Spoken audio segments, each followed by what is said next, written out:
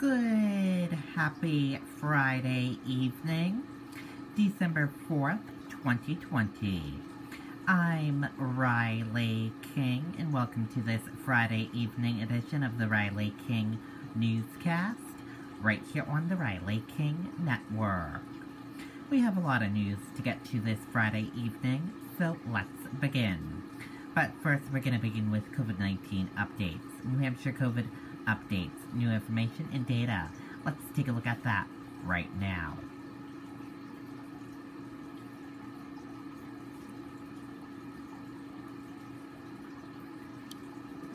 And here is a look at that information for all of you right now.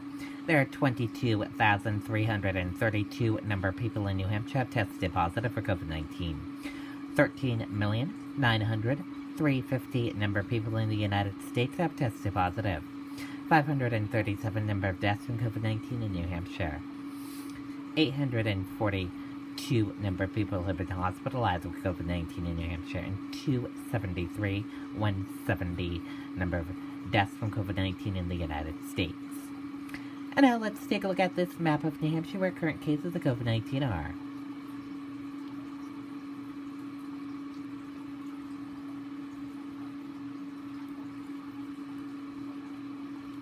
In Manchester, 698 current cases of COVID-19. And let's take a look at this map of New Hampshire where total cases of COVID-19 are.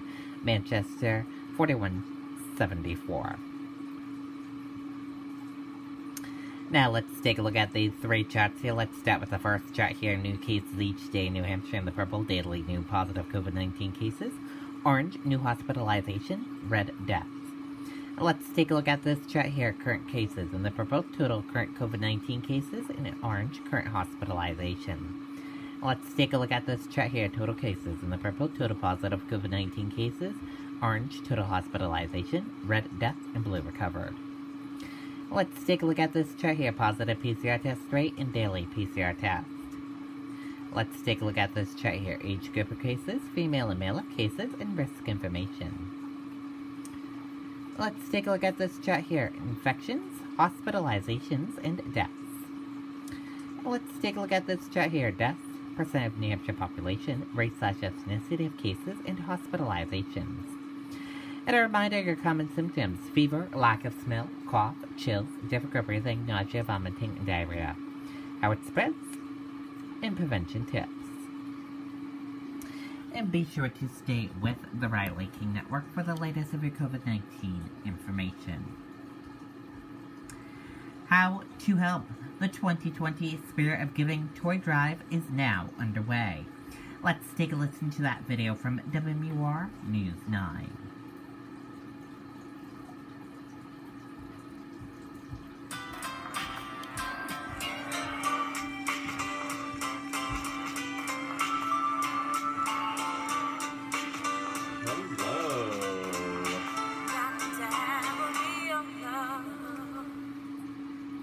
Today is officially the big day. We are kicking off our Spirit of Giving toy drive, but even though today is the start, the generosity from Granite Staters has already been pouring in. Just take a look at all of these bicycles that people have already donated. It's just incredible. And as we all know, this has been a year really unlike any other. COVID has taken a toll on industries and on families, and the need for toys to brighten the holidays for kids is greater than ever before. So here's how you can help. You can head to WMUR.com/toys2020, and there you'll find links to our Amazon and Walmart wish lists online. You could shop from the convenience of your couch and be COVID safe, all while helping kids across New Hampshire. Pick out anything there you like. It gets shipped to this warehouse where it's sorted and eventually distributed to happy kids. You can also drop off new and unwrapped toys at Foss Motors in Exeter. Let's make this a Christmas to remember for kids. I can't even express to you my heart about the children being in and out of school, being in difficult situations at home because they're forced to be home more, missing sports, missing so many things that they're used to. This is going to help in a small way to make their Christmas a lot brighter. We're at the table here for girls 10 to 12. This is one of the age groups where there is a little bit more need. We've got some great ideas for you: craft kits, activity sets, some coloring books. There's lots of ideas on our website, WMUR.com. Thank you so much for giving. In Manchester, I'm Charisse LeClaire, WMUR News 9. All right, Charisse, thank you. Again, the age groups most in need of gifts are newborns through 2 years old and ages 10 and up. To access our wish lists and for more information about the toy drive, which is underway now, go to WMUR.com or our free mobile app as well. Okay, and there you go on that video and that report. So go on to their website and help out if you can. Some New Hampshire Christmas tree farms selling out before first weekend of December. Colebrook Tree Farm decided to close for the season. Let's take a listen to that video from WMUR News 9, Ray Brewer.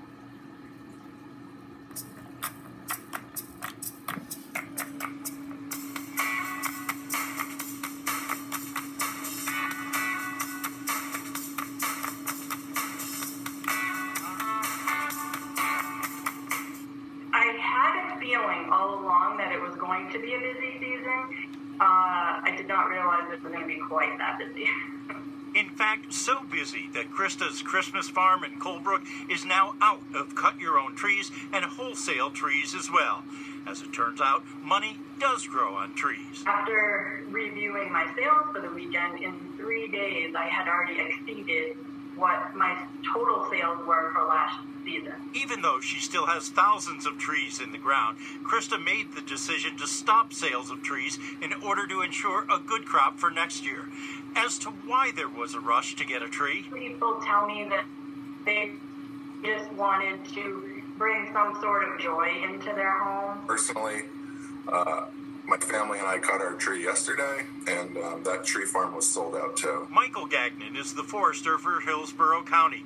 He says he's hearing similar stories from other Christmas tree farms, and he has a theory on why the demand is up for cut-your-own trees. Because so many things have been limited to us, going out and cutting your own tree is just a great reason for the family to go out as a family unit, a small unit, safely and do a fun activity. Something that Krista says she saw reflected in her customers. Everybody was in a very happy and cheerful mood, though, I do have to say. It was a great weekend. It was amazing. Ray Brewer, WMUR News 9. Okay, and there you go on that video and that report.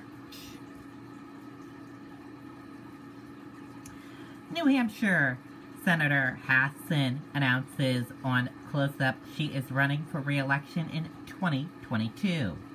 Hassan elected to the U.S. Senate in 2016. You can see the full interview on WMUR News 9 Close Up this Sunday at 10 a.m.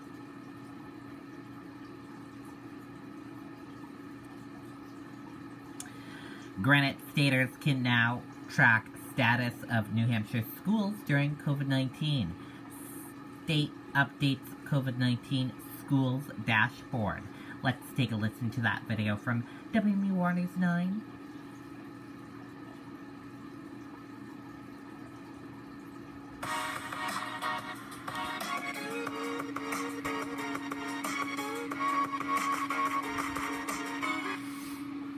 And the public now has a new way to track the status of schools here in New Hampshire. The renovated dashboard shows details for each school, including active and recovered cases and which ones are teaching in person, remote, or hybrid.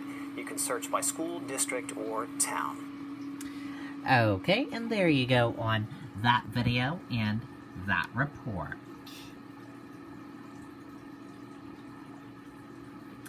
Palace Theater closes for the rest of the year, citing city COVID-19 spike. The Palace Theater is closing its venue for the rest of the year and beyond, citing the recent spike in COVID-19 cases. And that does it for this Friday evening edition of the Riley King Newscast, right here on the Riley King Network. I hope you all have a great rest of your evening. I'll see you back here tomorrow for another newscast. Good night and goodbye, everyone.